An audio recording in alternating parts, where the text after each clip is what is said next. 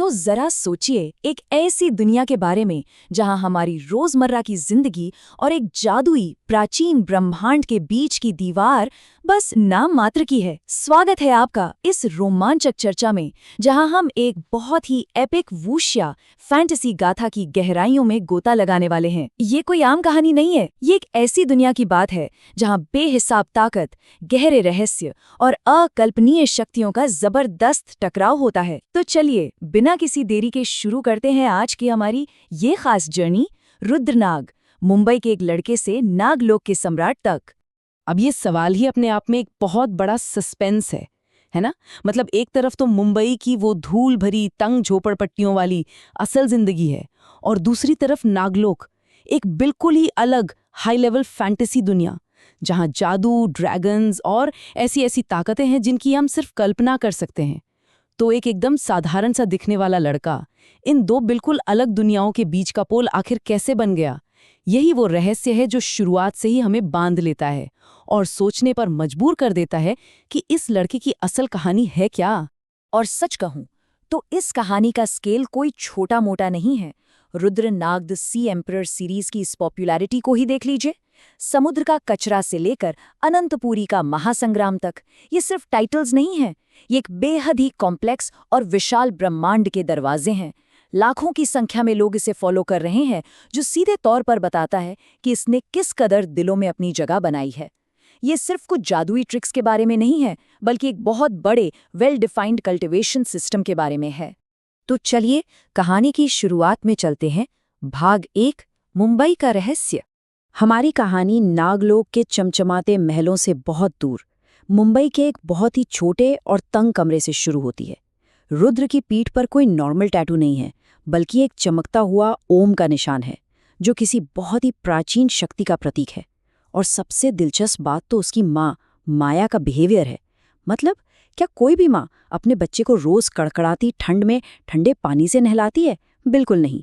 माया ऐसा इसलिए करती थी ताकि रुद्र के अंदर धधकने वाली उस रहस्यमयी अग्नि को किसी तरह दबाया जा सके।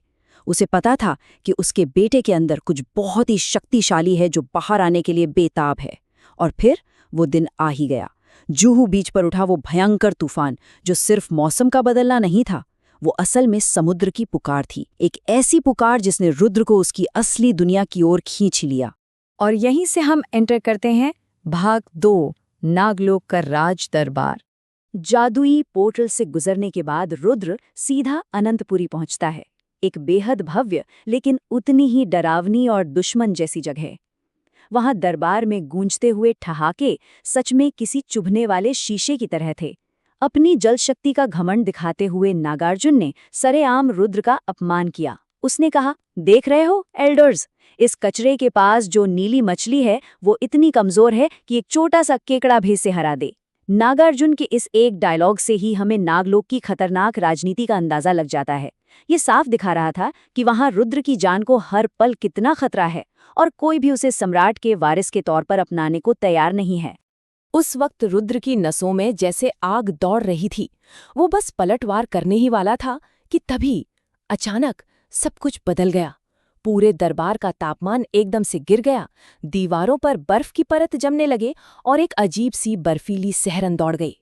उस भीड़ को चीरते हुए एक तेजस्वी युवक सामने आता है। सफेद चांदी जैसे बाल और नीलम जैसी चमकती हुई आंखें। ये था हिम अंगरक्षक, जिसके अंदर खुद हिम सम्राट का दिव्य अंश मौजूद था। उसका वहां आना ही इस बात का सबसे बड़ा सबूत था कि रुद्र इस लड़ाई में पूरी तरह से अकेला नहीं है। हिम अंगरक्षक की उस चेतावनी ने नागार्जुन के घमंड को पल भर में ही चकनाचूर कर दिया। उसकी आवाज किसी ठंडी चट्टान की तरह सख्त थी। उसने साफ साफ कह दिया कि किसी की बाहरी चमक देखकर उसकी शक्ति की गहराई का अंदाजा लगाने की भूल कभी मत करना। इस बयान से एक बात बिल्कुल क्लियर हो जाती है कि जो शक्ति बाहर से कमजोर दिखती है वो जरूरी नहीं कि सच में कमजोर हो। हिम अंगरक्षक ने नागार्जुन को बता दिया कि रुद्र के अंदर जो दिव्य बीज है वो किसी भी आम जादू से कहीं ज्यादा ऊपर है। ये मोमेंट बहुत ही क्रूशल है, क्योंकि ये रुद्र की छिपी हुई ताकत की पहली ऑफिशियल कन्फर्मेशन थी। अब आते हैं अगले पड़ाव पर, भाग 3, काल गर्भगृह की परीक्षा। अपमान से बुरी तरह बौखलाए नागार्जुन ने एक ऐसी शर्त रख दी जो सच में किसी मौत के फरमान से कम नहीं थी। उसने कहा कि रुद्र को काल गर्भगृह यानी टाइम चेम्बर में भेजा जाए। और ध्यान दीजिए, ये कोई नॉर्मल कमरा नहीं है। शर्त ये थी कि रुद्र को वहां पूरे 24 घंटे बिताने होंगे। वहां का वक्त इतनी तेजी से भागता है कि अंदर का एक दिन बाहर के पूरे 365 दिनों के बराबर है। और सबसे खौफनाक बात बताऊं, वहां की ग्रेविटी और तत्वों का प्रेशर इतना ज्यादा है कि अच्छे खासे नाग भी वहां पल भर में मारे जाते हैं। तो ये कोई साधारण परीक्षा नहीं थी। नागार्जुन की नजर में ये रुद्र के लिए सीधा सीधा एक डेथ वारंट था। भाग 4, शक्तियों का जागरण। तो जैसे ही रुद्र को उस प्राचीन पत्थर के द्वार के अंदर ले जाया गया, भारी दरवाजा बंद हुआ और सब कुछ घुप अंधेरे में डूब गया। चेंबर में कदम रखते ही अचानक उसे ऐसा लगा जैसे हजारों पहाड़ों का वजन उसकी पीठ पर लाद दिया गया हो।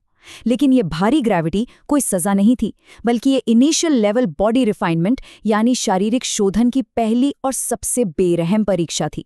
इस खतरनाक दबाव में शरीर या तो पूरी तरह टूटकर बिखर जाता है या फिर कल्टीवेशन के एक बिल्कुल नए लेवल के लिए तैयार हो जाता है। ये एक्सट्रीम ग्रेविटी रुद्र के शरीर को अंदर से एक सम्राट के लायक बनने के लिए मजबूर कर रही थी। और इसी बीच होता है भाग 5, पहला अनुबंध, महासत्व। जब रुद्र इस भयानक दबाव से अपनी जान बचाने के लिए जूझ रहा था, तभी उस अंधेरे से एक प्राचीन आकृति उभरती है।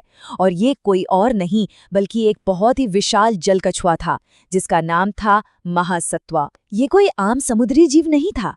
ये रुद्र के पिता द्वारा उसकी रक्षा के लिए कसम खाया हुआ एक प्राचीन रक्षक था। जैसे ही रुद्र ने उस कछुए के खोल पर अपना हाथ रखा, एक जबरदस्त सुनहरी रोशनी चमक उठी। ये सर्वेंट कॉन्ट्रैक्ट पूरा होने का साइन था। इस कॉन्ट्रैक्ट ने रुद्र को एक अजेय ढाल दे दी, एक ऐसी अल्टीमेट शील्ड जिसे आगे चलकर ड्रैगन किंग की खूंखार सेना भी नहीं तोड़ पाएगी। इस खौफनाक अंधेरे में सच कहूं तो ये रुद्र की पहली बहुत बड़ी जीत थी। लेकिन काल गर्भगृह में मुश्किलें इतनी आसानी से कहाँ खत्म होती हैं। बाहरी खतरे से तो वो बच गया, लेकिन अब असली जंग उसके खुद के शरीर के अंदर शुरू हो गई थी। एक तरफ थी सफेद मछली यानी वो बर्फ की ऊर्जा जिसे हेमंग रक्षक ने जगाया था, और दूसरी तरफ थी वो लाल मछली, हाँ वही विद्रोही अग्नि जिसे उसकी माँ माया सालों से मुंबई में ठंडे पानी से दबाती आ रही थी। अब वो आग पूरी तरह से बगावत कर रही थी और बर्फ से टकरा रही थी। आग और बर्फ का ये भयंकर टकराव रुद्र के शरीर को अंदर ही अंदर चीर रहा था। ये लिटरली एक जानलेवा सिचुएशन बन गई थी। और फिर आता है वो क्लाइमैक्स मोमेंट, जिसने पूरी बाजी ही पलट कर रख दी। जब लग रहा था कि रुद्र इस इंटरनल ब्लास्ट से पूरी तरह खत्म हो जाएगा, तभी उसकी पीठ पर बना वो मुंबई वाला ओम टैटू एक तेज सुनहरी रोशनी से जगमगा उठा। रुद्र ने हार नहीं मानी। उसने उस ईश्वरीय टैटू की पावर को यूज करते हुए उस आग और बर्फ को, यानी दोनों विरोधी मछलियों को, एक दूसरे के ऑपोजिट घुमाना शुरू कर दिया, बिल्कुल एक यिन यांग चक्र की तरह।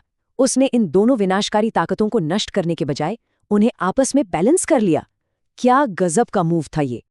इस जानलेवा चेंबर में रुद्र ने बस कुछ ही पलों में वो कर दिखाया जो नामुमकिन लग रहा था। जरा सोचिए, सबसे पहले उसने उस क्रशिंग ग्रेविटी को झेलकर अपने शरीर को रिफाइन किया। दूसरा, उसने महासत्व के साथ वो सर्वेंट कॉन्ट्रैक्ट करके अपनी फुल प्रोटेक्शन कंफर्म की। और तीसरा, अपने अंदर की उन दोनों विरोधी शक्तियों को बैलेंस करके कोर फॉर्मेशन का पहला लेवल अचीव कर लिया।